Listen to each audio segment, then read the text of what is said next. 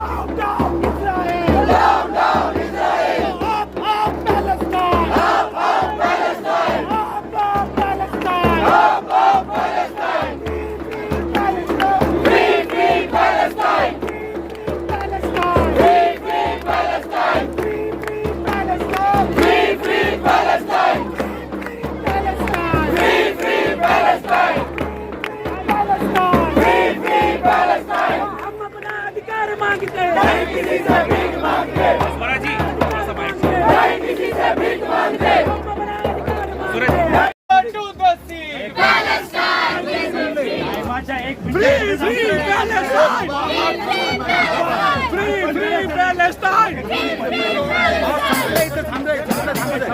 जे सांगितलंय ते संपलेलं आहे ना, संपलेलं है।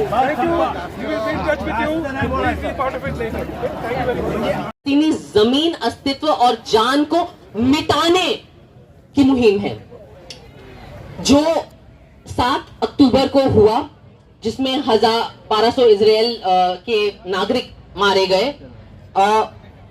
इसमें कोई शक नहीं है कि किसी भी दुनिया में किसी भी जगह पे किसी नागरिक की जान जाए तो ये दुख की बात है, लेकिन ऐसा प्रिटेंड करना और ऐसा दिखाना कि इतिहास की शुरुआत 7 अक्टूबर 2023 से हुई थी, ये झूठ है।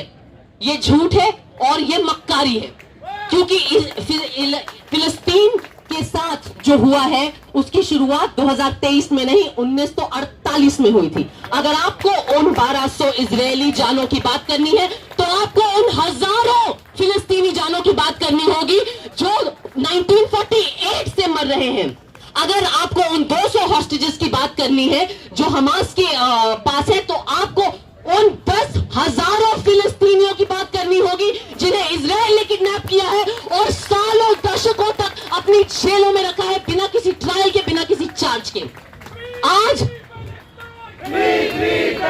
आज हम यहाँ इसलिए हैं क्योंकि हम ये बात पूरी दुनिया को बताना चाहते हैं, और पूरी दुनिया में जो लोग ये बात कर रहे हैं हम उनके साथ जुड़ना चाहते हैं कि दुनिया में हर जान, चाहे वो जो धर्म की हो, जो रंग की हो, वो जान महत्वपूर्ण है। दुनिया में पैदा हुआ हर बच्चा महत्वपूर्ण है। ऐसा नहीं है कि गोरों के बच्चों की जानें ज्यादा कीमती हैं और एशिया और अफ्रीका और लैटिन अमेरिका के बच्चों की जानें थोड़ी कम कीमती हैं। ऐसा नहीं है कि जब यूक्रेन में गोरों के बच्चे मरेंगे तो हम आवाज उठाएंगे, लेकिन जब फिलिस्तीन में एशिया के बच्चे मरेंगे तब हम चुप रहेंगे। यह बात सही नहीं है। इजराइल ने 80 साल तक प्रोपेगेंडा के माध्यम से जो भी उन्होंने पाया है वो पाया है। उनका प्रोपेगेंडा इतना कमाल का था कि हमें एक बेसिक बात जो कि फैक्ट है, जो कि हिस्टोरिकल फैक्ट है, वो कहने में 3 बार सोचना पड़ता है कि आप चाहे आपकी कौम के साथ एक दूसरी जगह पे, एक दूसरे कॉन्टिनेंट पे जो भी बुरा हुआ, आप उसका बदला किसी तीसरी जगह पे जाके नहीं ले सकते हैं। यहां पे मौजूद हर इंसान मानता है कि यहूदियों का जो नरसंहार हुआ था 1930 और 40 में, जो जर्मन नाजियों द्वारा हुआ था, वो एक बहुत बुरी चीज थी। लेकिन एक और बात है, यहूदियों के ऊपर जो प्रताड़ना हुई, जो जुल्म हुए, सबसे ज्यादा जो जुल्म हुए वो यूरोप में क्रिश्चियन हुकूमतों के व्हाइट पीपल द्वारा हुए। तो उसकी जो सजा है वो एशिया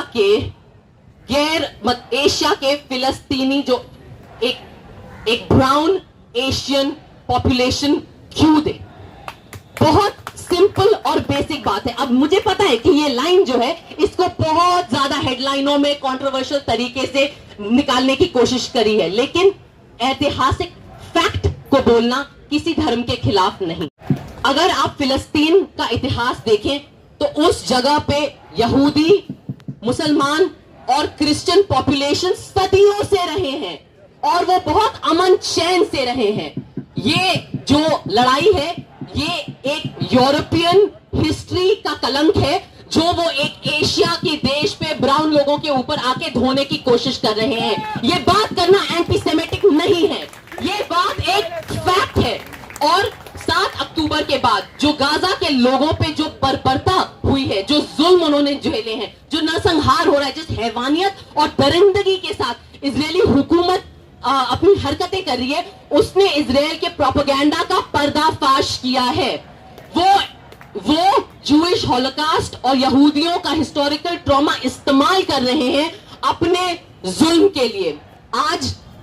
आज फिलिस्तीनियों के ऊपर जो हो रहा है उससे हमें एक चीज मिलनी चाहिए, हमें हिम्मत मिलनी चाहिए कि चाहे इजराइल जो करे, हम फिलिस्तीनी लोगों का अस्तित्व, उनकी याद, उनकी लड़ाई अपने दिल, अपने जुबान, अपने जहन और अपनी हरकतों में कायम रखेंगे। पूरी दुनिया में जो हुकूमतें हैं वो कोशिश कर रही हैं कि फिलिस्तीनियों के साथ लोग ना जुड़े, लेकिन फिर भी आम नागरिक पूरी दुनिया भर में कोशिश कर रहा है और फिलिस्तीनियों के साथ खड़ा है। मैं आज यहां से सिर्फ ये अपील करना चाहती हूं कि ये जो हमारी मुहिम है ये यहां खत्म नहीं होती है। हम सबको वापस जाना है, रोज टेक्नोलॉजी के माध्यम से, सोशल मीडिया के माध्यम से, अपने फोन के माध्यम से, ट्रेनों में, बसों में फिलिस्तीन की कहानी जिंदा रखनी है। छोटे से छोटी पहल अपने घर में शुरू करिए, चाहे वो एक चीज बॉयकॉट करिए, आप एक छोटी सी चीज बॉयकॉट करिए, पर करिए जरूर। और जितना इजरायली और ज़ायनी हुकूमत कोशिश करे फिलिस्तीन का अस्तित्व मिटाने की, उन लोगों को खत्म करने की इस देश से, उतना हम सबको कोशिश करनी है कि हम फिलिस्तीनी लोगों की आवाज और उनकी जंग जिंदा रखें अपने दिल में, अपने जुबान में। एक बार मेरे साथ बोलिए, free free Palestine, free free Palestine, from the river to the sea, from the river to the sea. बहुत बहुत धन्यवाद। तो मैं अपनी बात यहां से रखना चाहूंगा कि लगातार हम फिलिस्तीन के मुद्दे पर मुंबई में काम करते रहे, पूरे देश भर में हमारा काम है। जब 7 अक्टूबर की लड़ाई लड़ी गई, 7 अक्टूबर को जिसे जेल ब्रेक कहा जाता है, जब गाजा के कैदियों ने अपनी जेल में रहना सहना ये मना कर दिया और वापस से बगावत की इजराइल के खिलाफ, सबसे पहला मुंबई में प्रोटेस्ट जिसने किया था वो हम ही लोग थे। और इसके तहत हमारे एक साथी, उनका नाम सुप्रीत है, उन्हें 14 दिन के लिए आर्थर रोड जेल भी जाना पड़ा। अभी हाल ही में इजरायली एम्बेसी के बाहर दिल्ली में हमने प्रोटेस्ट किया था, उसका क्या परिणाम हुआ? हमारे साथियों को वहां पर मारा गया, उनके कपड़े फाड़े गए, उन्हें घसीटा गया, अलग अलग पुलिस थानों में जाके पूरी रात तक बंद करके रखा। तो हम आज अगर यहाँ पर एकजुट हुए, आज अगर हम यहाँ पर खड़े हैं, एक साथ आए हैं, तो इसका क्या मकसद हो सकता है? हम बोल रहे हैं इसका एक ही मकसद हो सकता है कि यहाँ जिस तरीके से हम इकट्ठा हुए, यहाँ जिस तरीके से हम फिलिस्तीन की बात लेकर आए हैं, इससे दुनिया के कोने कोने में जिस तरह से अभियान चलाया जा रहा है, बीडीएस की मुहिम चलाई जा रही है दुनिया भर में, उसी तरीके से भारत में जगह जगह, हर कोनों में, हर गलियों, बस्तियों, बिल्डिंगों, बाजारों में हमें फिलिस्तीन का मुद्दा जनता तक लेकर जाना। हम मानते हैं कि आज यहाँ पर आने का कुछ मकसद नहीं होगा अगर हम यहाँ से बाहर नहीं जाएंगे। जो पूरे देश की हमारी जनता है, जो मेहनत करती है, पूरा देश चलाती है, अगर हम उनके पास नहीं लेकर जाएंगे फिलिस्तीन का मुद्दा। आप सोच रहे होंगे उनके पास फिलिस्तीन का मुद्दा क्यों लेकर जाए? हम तो यहाँ बात कर ही रहे हैं, यहाँ तो हम सब एकजुट हो गए, वहां पर जाने की क्या जरूरत? हम बोलते हैं कि आज जिसके सबसे ज्यादा करीबी फिलिस्तीन के साथ है वो है हमारे देश की आम जनता। जिसका कोई भी देश हो, कोई भी दुनिया हो, आज इजराइल पूरे दुनिया भर की आम जनता का दुश्मन है। हम मानते हैं सबसे ज्यादा बम गिराना, बच्चों को बहरे में से मारना, दूसरे देशों पर हमला करना, हमारे देश की पुलिस और सेना को ट्रेनिंग देना, यहाँ पर पेगासस जैसे सॉफ्टवेयर लाना, तमाम तरीके से हमको हथियार पहुंचाना, हमसे हथियार खरीदना, ये इजराइल आज कर रहा है। आप सबको पता है जब गोली चलती है, हथियार बनते हैं, तो आम जनता पे चलते हैं। इजराइल दूसरे देशों को भी सिखाता है कि अपने देश की आम जनता को कैसे दबाया जाए। तो इसलिए हम बोलते हैं अगर हम यहाँ पर आए हैं तो इसका मकसद एक ही हो सकता है कि फिलिस्तीन का मुद्दा क्या है। फिलिस्तीन का मुद्दा दुनिया के हर मेहनतकश, हर आम जनता के पास हम लेकर जाए। फिलिस्तीन का इतिहास क्या है? आज का गोटी मीडिया ये नहीं बताने वाला फिलिस्तीन का इतिहास क्या है। करतो की या देशाची जी परराष्ट्र नीती होती, स्वर्गीय पंतप्रधान पंडित नेहरूंपासून परंतु स्वर्गीय इंदिरा गांधींनी पॅलेस्टाईनच्या संदर्भामध्ये असलेलं त्यावेळीचं भारताचं धोरण असेल, यासर अराफात यांच्याशी असलेले संबंध असतील, ते शेवटपर्यंत हीच भूमिका इंडियन नॅशनल काँग्रेसने आजपर्यंत सांभाळलेली आहे. आमच्या नेत्या आणि युपीएच्या चेअरपर्सन श्रीमती सोनिया गांधी यांनी 1 महिन्यापूर्वी वर्तमानपत्रामध्ये लेख लिहिला, माननीय राष्ट्रपतींना पत्र पाठवलं आणि त्याच्यामध्ये याच गोष्टीचा उल्लेख केला की जे काही गाझामध्ये चाललेला नरसंहार आहे, आज या ठिकाणी चाललेली भूकमारी आहे आणि मानवतेचा जरी आपण विचार केला तरी हे फार चुकीचं चाललेलं आहे. त्यासाठी सोनिया गांधींनी सुद्धा पुढाकार घेतला. आमची काँग्रेस पक्ष हे सर्व आपल्या बरोबर आहेत आणि माझ्या आधी अनेक वक्त्यांनी सविस्तरपणे या ठिकाणी विवेचन केलं असल्यामुळे मी आपला जास्त वेळ न घेता आम्ही सर्व आपल्या बरोबर खांद्याला खांदा लावून या लढ्यामध्ये राहू आणि हे जे काही नरसंहार चाललेला आहे तो ताबडतोब थांबला पाहिजे, यासाठी पावलं उचलली पाहिजे अशी मागणी सुद्धा या ठिकाणी करतो. धन्यवाद. आज मुंबईच्या आझाद मैदानामध्ये पॅलेस्टाईनला पाठिंबा देण्यासाठी आणि अमेरिकन साम्राज्यवादाच्या पाठिंब्याने इस्रायलने जो नरसंहार सुरू ठेवलेला आहे त्याचा निषेध करण्यासाठी आपण सर्वजण जमलेलो आहोत. भाजपा RSS सोडून जवळजवळ सगळे पक्ष व संघटना या ठिकाणी जमा झालेले आहेत, हे आपण ध्यानात घेतलं पाहिजे. भारतामध्ये नरेंद्र मोदी यांचं RSSच्या नियंत्रणाखालचं सरकार आहे. बेंजामिन नेतन्याहू असो, ट्रम्प असो, मोदी असो, हे सगळे हिटलर आणि मुसोलिनीचे सगळे विचाराचे त्यांचे सगळे संबंधी सोयरे आहेत एकमेकांचे आणि जगभर यांनी उच्छाद मांडलेला आहे. तर म्हणजे भारत देश आणि संबंध जगामध्ये लोकशाहीचे वारे आजच नाही. खरं म्हणजे ज्यावेळेस भारत देश स्वतंत्र झाला, रशियामध्ये क्रांती झाली, त्यानंतर जगभर स्वातंत्र्याचे जे वारे वाहत आहेत आणि ते लोकशाही स्वातंत्र्याचे वारे आहेत, हे नरेंद्र मोदींनी ध्यानात घ्यायला पाहिजे. आपल्या भारताचा संबंध परराष्ट्र व्यवहार, आपला संबंध आंतरराष्ट्रीय संबंध काय राहिलेले आहेत, अगोदरच्या अनेक वक्त्यांनी त्याचा उल्लेख केलेला आहे. इंदिरा गांधी पंतप्रधान असताना नाम जी संघटना आहे नॉन अलाइन्ड मुवमेंट, त्याचा भारत पंडित नेहरू संबंध हे लोक, आपला भारत देश त्याचा मुख्य सहभागी राहिलेला आहे. आणि यासर अराफत आणि इंदिरा गांधींचे अनेक फोटो आजही आपण बघतो.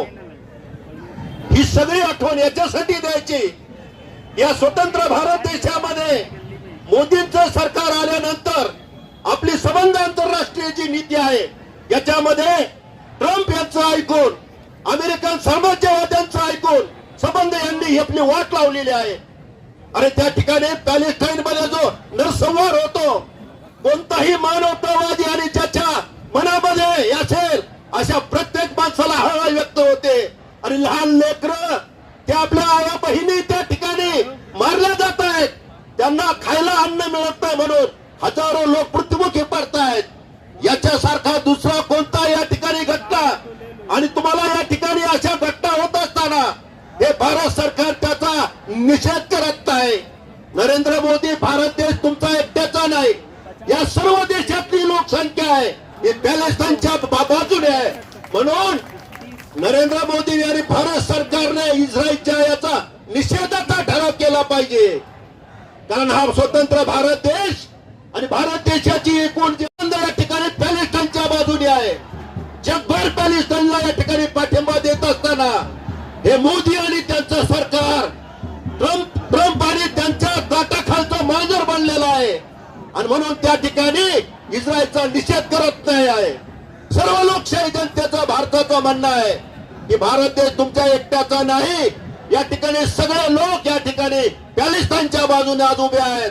म्हणून पहिल्यांदा या भारत सरकारने इस्रायलचा त्या ठिकाणी जो नरसंहार सुरू आहे पॅलेस्टाईनचा त्याचा निषेध भारत सरकारने केला पाहिजे, अशी ही सगळी सभा या ठिकाणी मागणी करत आहे.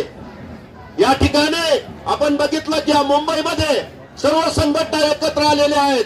मी मुंबईच्या CPI, CPM, शेतकरी कामगार पक्ष, All India Peace and Solidarity Organisation, ऍक्सो, या सर्वांना धन्यवाद देईल की न्यायालयीन संघर्ष करून आज मुंबईमध्ये आपण सभा या ठिकाणी भरवलेली आहे.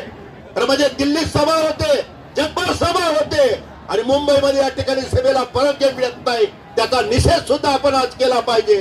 आणि आजपासून या सगळ्या लोकांनी जे सांगितलं की आझाद मैदानातून आपण आझाद झालेलो आहोत आणि इथून पुढे हे आझाद मैदान सगळ्यांसाठी खुलं राहील, अशा पद्धतीची व्यवस्था कॉम्रेड शैलेंद्र, कॉम्रेड प्रकाश रेड्डी आणि या सर्वांनी करून दिलेली आहे. आणि म्हणून आज या पॅलेस्टाईनच्या पाठिंब्यासाठी आपण सर्वजण मोठ्या संख्येने या ठिकाणी आलेला आहात. तुमचं सर्वांचं मी या ठिकाणी धन्यवाद देतो. पाऊस असो काही असो, पण आपण मोठ्या संख्येनं पॅलेस्टाईनच्या बाजूनं आणि इस्रायलचा निषेध करण्यासाठी उपस्थित राहिला. सर्वांना धन्यवाद देतो. आणि अनेक वक्त्यांनी सर्व सांगितलं असल्यामुळं जास्त न बोलता मी या ठिकाणी माझं भाषण संपवतो. जय भीम, लाल सलाम, जय हिंद. माझ्या एक Free Palestine! Free Palestine! संपवा, जे सांगितलंय ते संपलेलं आहे ना, संपलेलं आहे. Thank you. We will be in touch with you. Please be part of it later. Thank you very much.